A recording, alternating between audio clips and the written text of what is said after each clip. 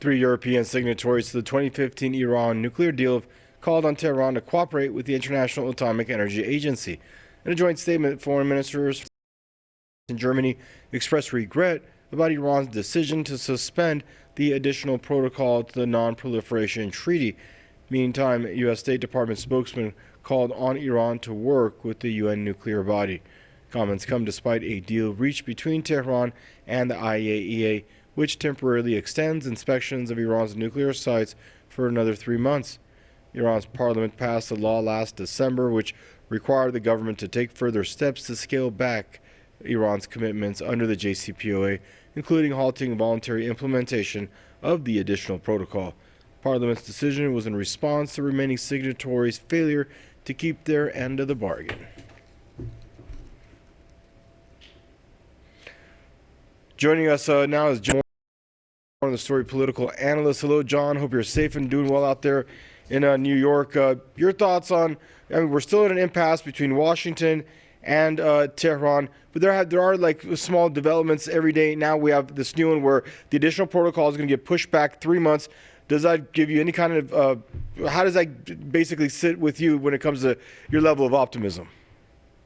Well, having worked as a government advisor and as a journalist, I can tell you that I believe Iran is taking the correct approach.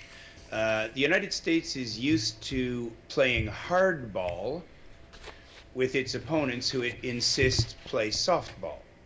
And you can't play hardball against softball and not win. And I think Iran is exercising its rights as and demanding a return to the protocol. I think it's quite funny here that Iran is having to teach America how to speak English, because the JCPOA starts with the word joint, and joint means cooperative togetherness in an agreement. And the United States has unilaterally withdrawn from the agreement, yet trying to force Iran to comply with the agreement. In fact, there is no agreement to comply with if the United States is flagrantly violating the so-called agreement.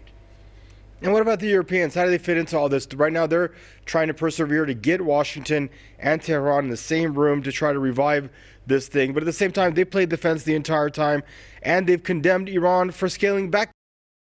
Under paragraph 36, Tehran had the right to scale back if other signatories to the deal, breached their respective obligations. Your thoughts on that before we wrap this up?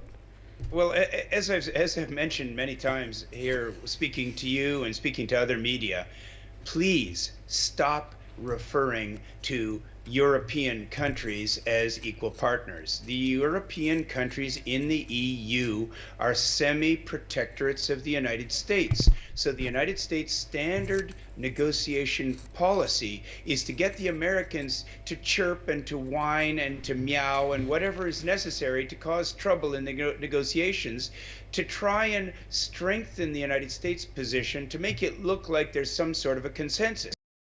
No such thing as a consensus between master and slaves. The master gives the order, the slaves do what they're told. Iran is an independent country.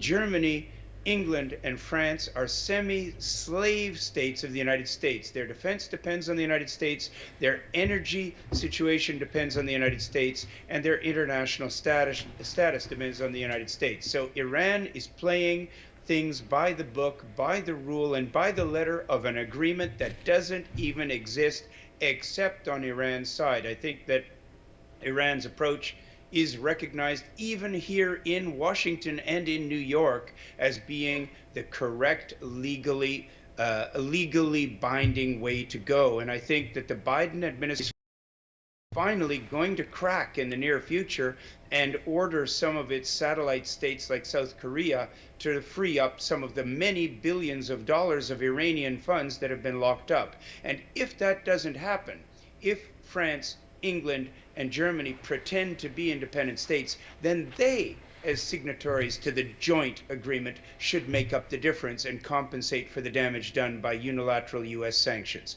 That's the real world. Let's stop talking about the world as if it was all dictated to us by CNN and the US State Department, which is a government in and of itself. Good stuff, John. Always a pleasure to have you on, and thank you. Stay safe till we hear from you again. Out of New York, Mr. John Bosnitch, political analyst.